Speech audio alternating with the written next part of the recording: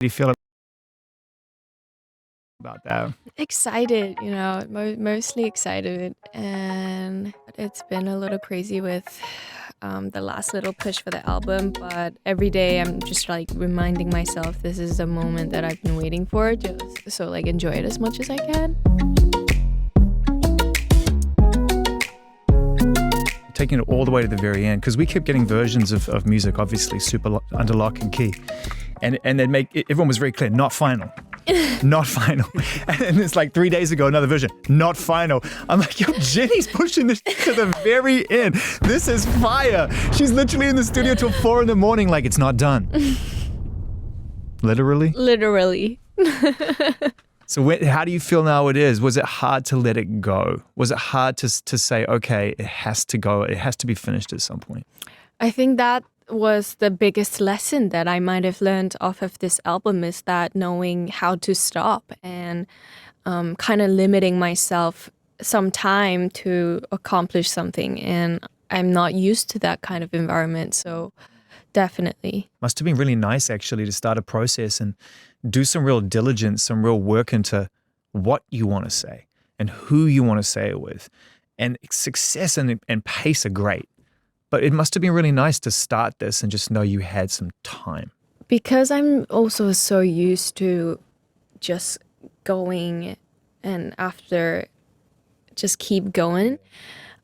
Like you said, when I first started working on the album, I was like, wow, I have a whole year. Like, I have all the time. And then once I got in the studio for the first time, that's when I was like, oh my God, I'm already running out of time. And this is like a year before this. I'm so glad you said that, because I was thinking this album covers so much of who you are for the first time. It says so much about who you are, from the fight to the fragility, from the beginning right to the very end. You must have got in there and just been like, how do I make sense of all of this? I was, first of all, very shocked.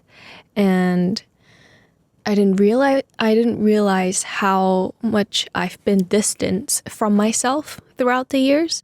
So I really got to, the greatest part of this solo project for me was that I had time with myself. And I never had time for myself, which was great. So, I really got to dig deep inside of who I am and what I am and, all the self-reflecting times.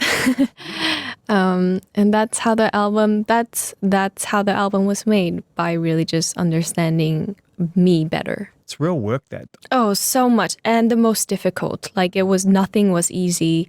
So many new emotions that I got to learn, and throughout that, it needed so much energy. And I didn't realize that. To me, it was mostly like, what kind of words do I want to put in? What kind of sound do I want? I didn't realize walking into the studio was more about knowing what I want, what I really want. All of it as well. Yeah. Not just like working with someone who gets you on the day. And it's like, oh, we've got a good vibe here. This is a cool track. It's like, no. Every step on this record has to tell another part of your story. And you're right. I think when people say I'm working really hard, work is a distraction from self-work.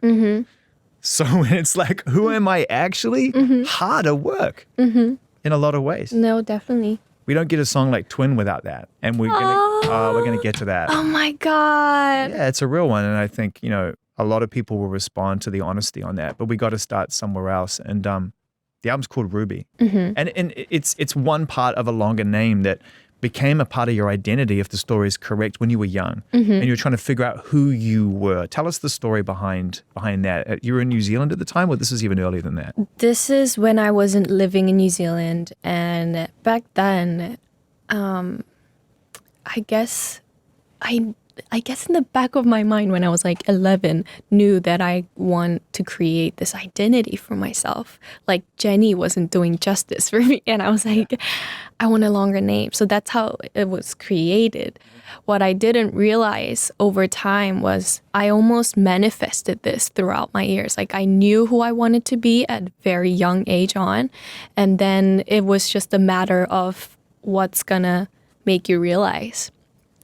So that's also one of the reasons why I landed and I picked the name Ruby for this album. But there's just so much inspiration behind that too. It's not really only about me representing myself, but to me, it felt like a new chapter opening. And I really spent my time referencing many different things about the album. And that's when the play of As You Like It by Shakespeare came in. Instantly, when I saw the title As You Like It, it just spoke to me so much in a way. I was like, wow, I don't know what I like, on the same subject as before.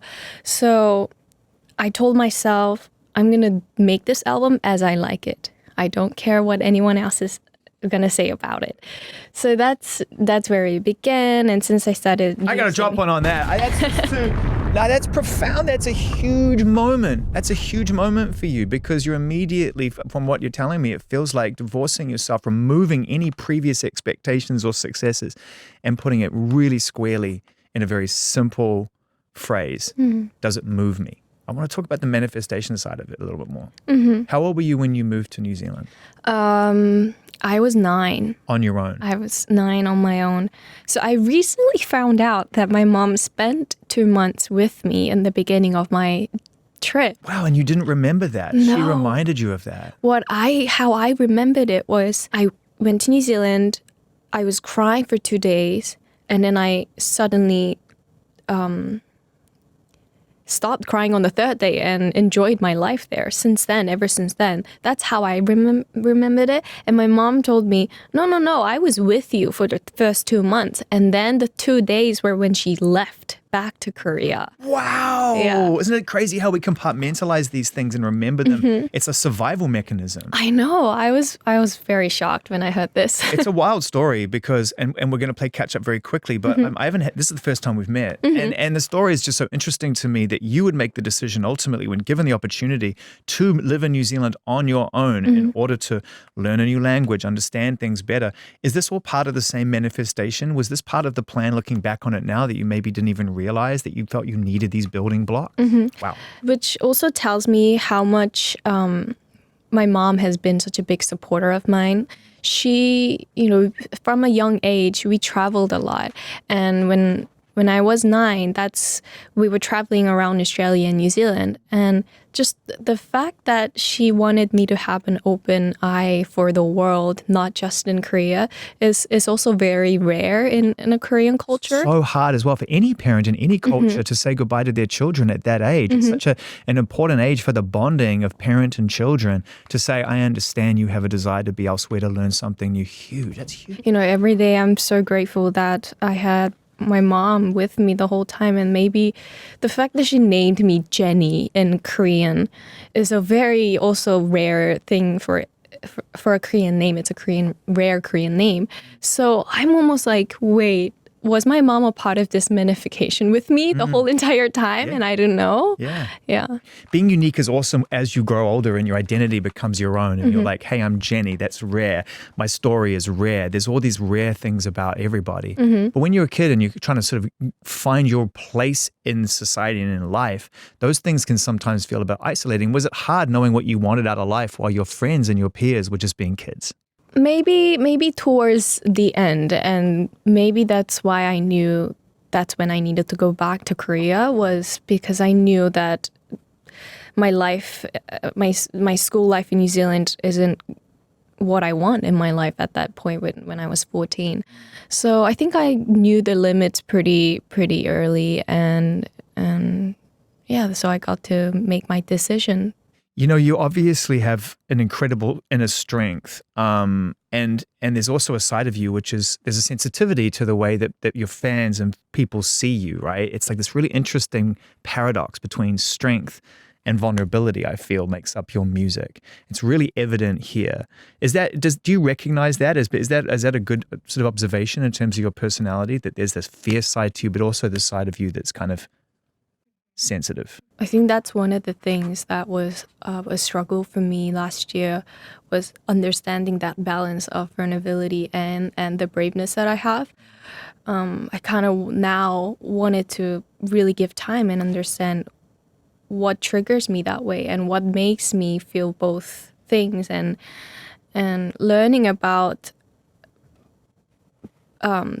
vulnerability is I think the closer you understand that emotion, the braver you become because now you know. So there's nothing to be afraid of. And when you listen back to this album, do those emotions rise to the surface still? Because this album means so much to you that we will never truly understand because of the journey you've been on. I don't know. Like it's interesting because now that I'm almost at the end of my album, It's not finished yet. What are you doing? I'm crazy. Not final. Not final. You're killing us out here. I don't know. I mean, the fact that I still see something, that I hear something, I am pretty amazed at myself. But you know, that's how dedicated I am. That's how sincere I am, and I like to believe I live with no regrets, and I live my life to the fullest, even when it comes to any other things in life. So I just want to feel that way once when it's March 7th. You're an adventurer. I mean, you can't be 9 years old and travel on your own to New Zealand and figure out your way in a foreign country and try to understand who you are and who you want to be unless you have a desire for adventure, right? You've seen so much and experienced so much already. What was it like not traveling and just, I mean, I'm sure you traveled in the process of making the record, but it's different kind of travel. How did it feel to stop? Well, surprisingly, I still managed to be traveling. But I did spend a lot of time out here in LA for the first time in my life. And I really got to experience the city and the people out here. You know, I'm learning. Like, it started it off amazingly. And then the more I spend time, I'm just being more attached, and there are things that I like and don't like now. So I think I can surely say now I have, like, LA is a space in my heart, a home kind of vibe. What was the first song that you feel began to unlock